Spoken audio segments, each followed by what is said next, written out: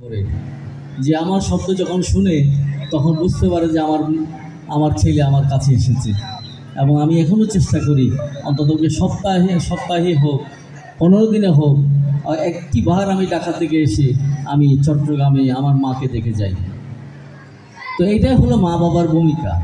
আমি আপনারা যারা অভিভাবক আছেন আপনাদের প্রতি অনুরোধ করব, আজকে আমরা যে স্টেজে দাঁড়িয়েছি কিন্তু সম্পূর্ণ ভূমিকা আমার মা বাবার এবং আপনাদের সেই দায়িত্ব।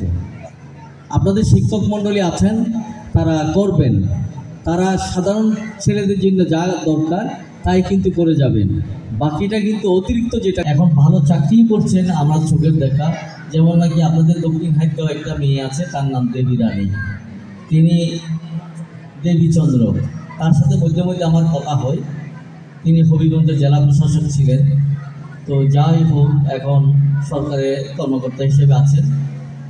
তিনি ছাড়া আরও আয়কর বিভাগেও দুই একজন আছেন, তার সাথে কথা হয়।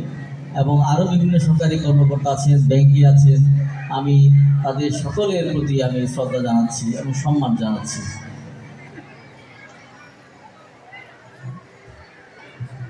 সুধীমণ্ডলী, আমি জানি না আমার বক্তব্য আপনাদের ভালো লাগে, কিন্তু আজকে এখানে কিন্তু কোনো রাজনীতি করতে আসিনি এবং রাজনীতিক বক্তব্য দেওয়ারও আমার সেই সুযোগ নাই। আমি বর্তমানে একজন সরকারি কর্মকর্তা, সুতরাং যাই বলবো আমার জীবনে কোনোদিন আমি মিথ্যা বলিও নাই এবং কাউকে আমি মিথ্যার আশ্বাসও দিই নাই। আমি চেষ্টা করেছি যেটুকু পেরেছি জনগণের কাজ করার জন্য। আপনারা দেখেছেন সেই আমি 1989 সালে যখন চাকরি থেকে যোগদান করি, 1991 সালে যখন নতুন সরকার গঠিত হয়, সেই প্রথম আমার গ্রামের রাস্তা যে আজকে পটিয়া হাইগাঁও রোড, সেটা কিন্তু আমারই করা। সেই সড়ক জনপথ বিভাগে আজকে পটিয়া এই যে রেল স্টেশন থেকে যে পিছনে যে দরগা শরীফ পর্যন্ত এবং ডান পাশে যে আকবরিয়া দরবার শরীফ, এই রাস্তা কিন্তু আমাদের করা। এবং চেষ্টা করেছি সে প্রাইমারি স্কুল থেকে শুরু করে সে আমরা হয়তো হাই স্কুলকে আমি কত মানে দিতে পেরেছি আমি জানি না, তবে যখন যেখানে সুযোগ পেয়েছি আমার চেষ্টা করেছি যে এলাকার জনগণের জন্য কিছু করতে। হয়তো গত 15 বছর আমি কিছু করতে পারিনি, আর সেই সুযোগও ছিল না, তারপরেও কিন্তু আমরা চেষ্টা করেছি। আমি এখানে আসার পরেই, বিশেষ করে সরকারের সন্নিকটে আসার পরেই অনেকে কিন্তু আমাকে ফোন করেছেন, এলাকার উন্নয়নের কথা বলেছেন, স্কুলের উন্নয়নের কথা বলেছেন। কিন্তু আমি যেটা বলবো, আমার কাছে কোনো ক্ষমতা নেই। আমার সর্বময় ক্ষমতার অধিকারী হলো আপনার পটিয়া উপজেলা নির্বাহী কর্মকর্তা। আমার কাছে যখন আজকে এখানে শিক্ষা প্রকৌশল অধিদপ্তরের সম্মানিত প্রকৌশলী আছেন, আমার পটিয়া থানার ভারপ্রাপ্ত কর্মকর্তা মহোদয় আছেন এবং এলজিডির ইঞ্জিনিয়ার আছেন। এলজিডির ইঞ্জিনিয়ার সম্ভবত আজকে নাই, কিন্তু আমার সাথে কথা হয় ওর সাথে, এবং রোডস অ্যান্ড হাইওয়ের এক্সিএল চিফ ইঞ্জিনিয়ার সকলের সঙ্গে আমার কথা হয়। সুযোগ এসেছে তাদেরকে কিন্তু বলা হয়েছে একদম নিরপেক্ষভাবে। আমি বলি নাই খাদ্য হাই স্কুলের জন্য একটা বিল্ডিং দিতে হবে, আমি বলি নাই কেলিশহর স্কুলের জন্য একটা বিল্ডিং দিতে হবে। আমি শুধুমাত্র বলেছি পটিয়া উপজেলার যেখানে যেটা প্রয়োজন।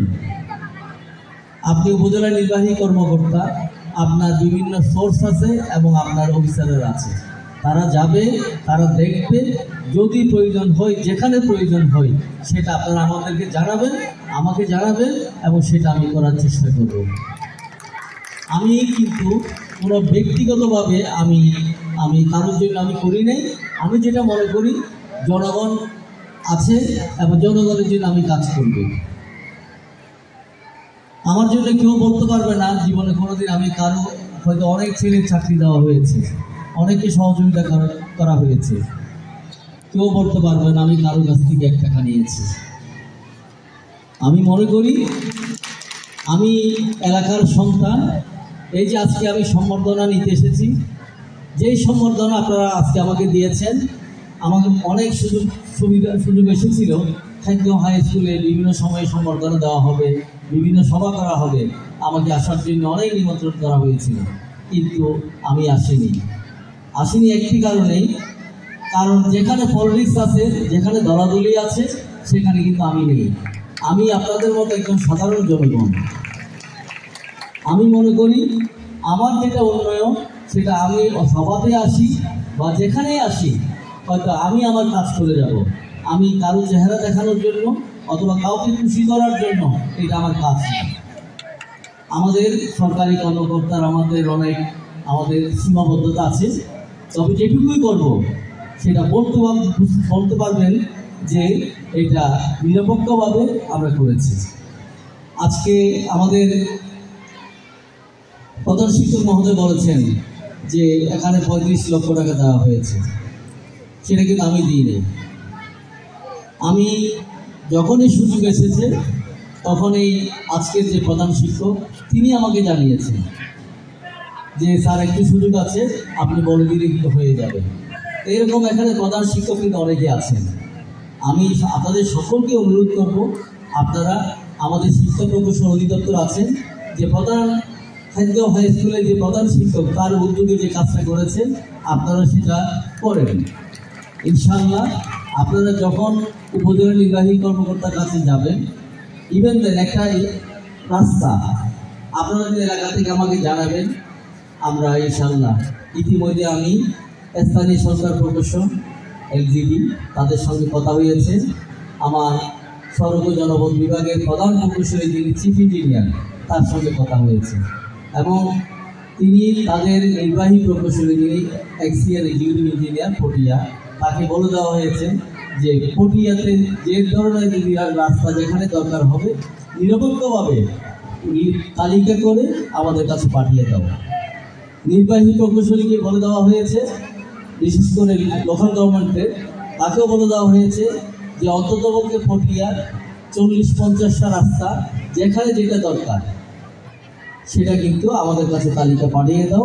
আমরা জুন মাসে আমরা একটা প্রকল্প নেওয়া হবে, সেই প্রকল্পের মধ্যে এই তালিকাগুলো ঢুকানো হবে। তো আমরা চেষ্টা করি। আমার কথা হলো যে আমরা সবাই মিলে যদি চেষ্টা করি, তাহলে ইনশাআল্লাহ আমরা যদি একত্রিত থাকি, ইউনাইটেডলি আমরা কিন্তু কাজ আমরা করতে পারবো। কিন্তু আপনাদের কাছে অনুরোধ থাকবে, কোনো দলাদলি নয়, কোনো একে অপরের প্রতি কাদা ছোড়াছুড়ি নয়। আমরা যদি একতাবদ্ধ যদি হই, বিশেষ করে আপনারা দেখেছেন আমি কিন্তু যেভাবে আপনারা আমাদেরকে সম্বর্ধনা দিয়েছেন, আমি মনে করি এটা খাদ্য হাই স্কুলের একটা অভূতপূর্ব সম্বর্ধনা। এরকম সম্বর্ধনা আমি জানি না আমাদের প্রধান শিক্ষক কতদিন এই স্কুলে আছেন, এইভাবে কাউকে সম্বর্ধনা দিয়েছে বলে আমার মনে হয় না। আমি এই জন্য আমার পরিবারের পক্ষ থেকে আমি তাকে ধন্যবাদ জানাচ্ছি এবং বিশেষ করে আমার ছাত্রছাত্রী ভাই বোনেরা এবং ছেলে মেয়েরা সবাইকে আমার পরিবারের পক্ষ থেকে আমি কৃতজ্ঞতা জানাচ্ছি। আমি ইতিমধ্যে সরকার আমাকে রাজশাহী বিভাগ এবং রংপুর বিভাগের বিদ্যুতের দায়িত্ব দেওয়া হয়েছে। তারা আমাকে রাজশাহী এবং রংপুর বিভাগে আমাকে সম্বর্ধনা দেওয়ার জন্য বারবার চেষ্টা করেছে। ইভেন দেন আমার পটিয়া হাই স্কুলের আমি একজন ছাত্র, সে পটিয়া হাই স্কুলও আমাকে বলেছে সম্বর্ধনা দেওয়ার জন্য। কিন্তু আমি মনে করেছি যে আমার আগে যেখানে আমার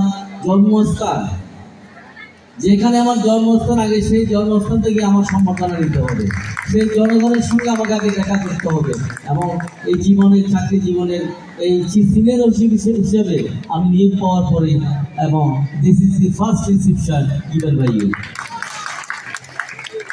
আমি আপনাদের সকলকে আমি আবারও ধন্যবাদ জানাই।